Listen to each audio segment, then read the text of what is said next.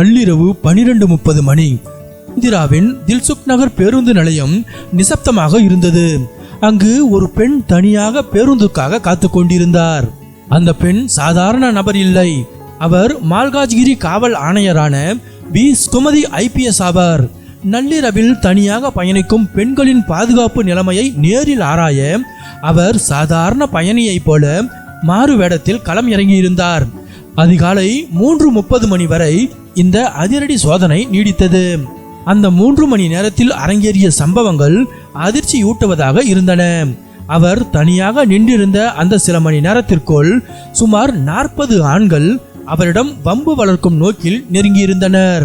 வந்தவர்களில் பலர் மது மற்றும் கஞ்சா போதையில் இருந்ததாக போலீசார் தெரிவித்தனர். அவர்களுள் இளைஞர்கள், மாணவர்கள் மற்றும் தனியார் நிறுவன ஊழியர்களும் அடங்குவர்.